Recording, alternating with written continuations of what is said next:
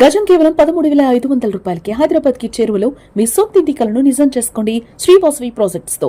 వివరాలకు ఈ నెంబర్లకు కాల్ చేయండి. Vijayawada airport new terminal building, కొత్త బిల్డింగ్ ఏర్పాటు చేయాలి, 2 స్టెప్ టెర్మినల్ బిల్డింగ్ ఏర్పాటు చేయాలి, అక్కడ ఆపరేషన్స్ పెరుగుతాయి, యాక్టివిటీ పెరుగుతుంది అని చెప్పి 2018లోనే తెలుగుదేశం ప్రభుత్వం ఒక ప్రణాళికని రెడీ చేసుకుంది. అయితే 19లో కూటమి ప్రభుత్వం మారిపోయిన తర్వాత, వైసీపీ ప్రభుత్వం వచ్చిన తర్వాత వీటన్నిటిని కూడా వెనక్కి నెట్టేసింది.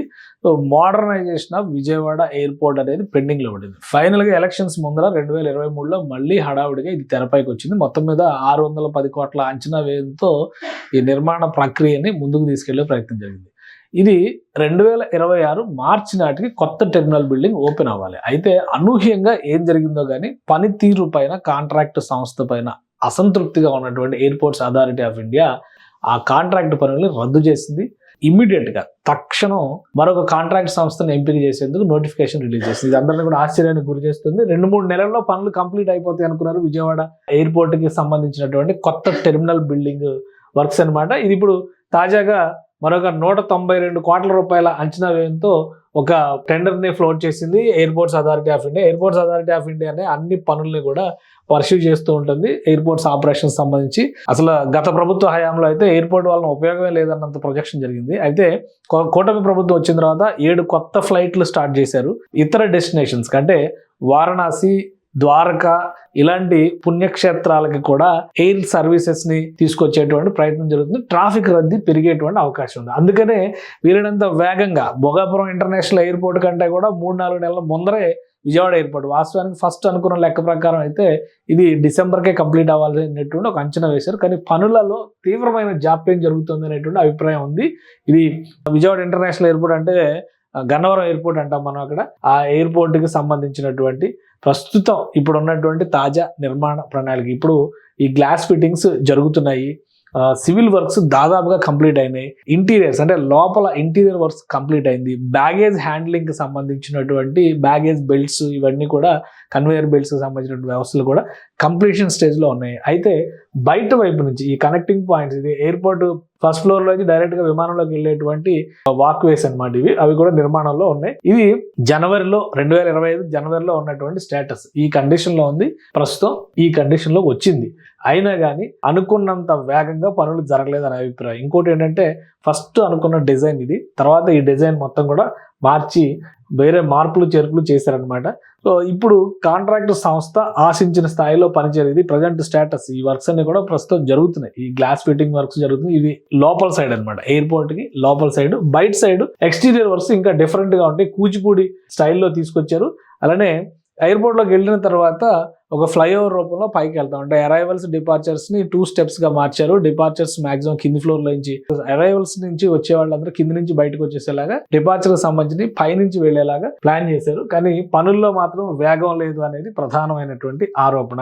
ఈ నేపథ్యంలోనే ఒక నిర్ణయం తీసుకుంది. దీనికి సంబంధించి ఆల్రెడీ ఈ సంస్థకి ఎన్కేజీ సంస్థ కాంట్రాక్ట్ రన్ చేస్తుంది. ప్రస్తుతం నిర్మాణ రంగంలో మంచి అనుభవం ఉన్నటువంటి సంస్థే, కానీ పనుల విషయంలో మాత్రం తీవ్రమైన జాప్యాన్ని అనుసరించింది అనేటువంటిది ఈ సంస్థ పైన వచ్చినటువంటి ప్రధానమైన ఆరోపణ. దీంతో చివరి 3 నెలలకు సంబంధించినటువంటి పనుల్ని ఆపేసి ఈ 3 నెలలకి సంబంధించి ఫ్రెష్ గా టెండర్ని ఫ్లోట్ చేసింది. 192 కోట్ల రూపాయలతో ఈ టెండర్ని ఫ్లోట్ చేశారు. 192 కోట్ల 40 లక్షల రూపాయలు ఎక్స్పెండిచర్ ఎస్టిమేషన్ ఉంది. సో దీనికి టైం పీరియడ్ కూడా కేవలం 3 నెలలు, 90 డేస్ మాత్రమే ఇచ్చారు.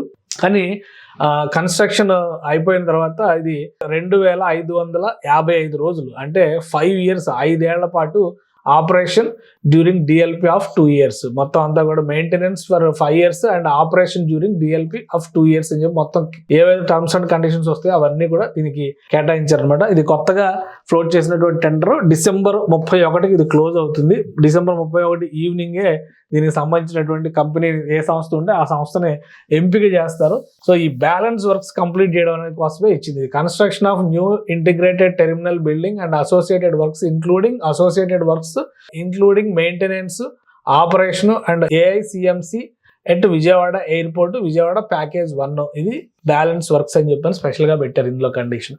కాబట్టి మొత్తం పనులన్నీ లాస్ట్ మినిట్ లో ఇక అయిపోతుంది అనుకునేటువంటి టైంలో జాప్యం అనే దాని మీద, అలసత్వం అనే దాని మీద, ఇమ్మీడియట్ రియాక్షన్స్ ఉండట్లేదు అనే దాని మీద సీరియస్ యాక్షన్ తీసుకోవాలని చెప్పని డిసైడ్ చేసింది airports authority of India so immediate గా కాంట్రాక్ట్ సంస్థను తొలగిస్తూ నిర్ణయం తీసుకుంది, కొత్త టెండర్ ఫ్లోట్ చేసింది.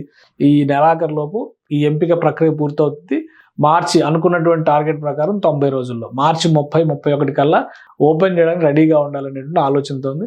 నెక్స్ట్ ఇయర్ నుంచి విజయవాడ నుంచి, ప్రస్తుతానికి అమరావతికి కూడా ఇదే ఎయిర్పోర్ట్ కాబట్టి విజయవాడ నుంచి అయోధ్య, కాశీ ఇట్లాంటి ప్రదేశాలకి తీర్థయాత్ర ఫ్లైట్స్ ని స్పెషల్ గా నడపాలనేటువంటి ఆలోచనతో రాష్ట్ర ప్రభుత్వం ఉంది. ఇప్పటికే కొత్తగా కూటమి ప్రభుత్వం వచ్చిన తర్వాత 7 కొత్త సర్వీసుల్ని ఇక్కడ నుంచి ప్రారంభించారు. సింగపూర్కి, దుబాయ్కి డైరెక్ట్ ఫ్లైట్స్ కూడా ప్రారంభించారు. గతంలో వైసీపీ ప్రభుత్వం ఉన్న టైంలో దాదాపు ఇంటర్నేషనల్ ఫ్లైట్స్ అన్ని కూడా ఆగిపోయినాయి.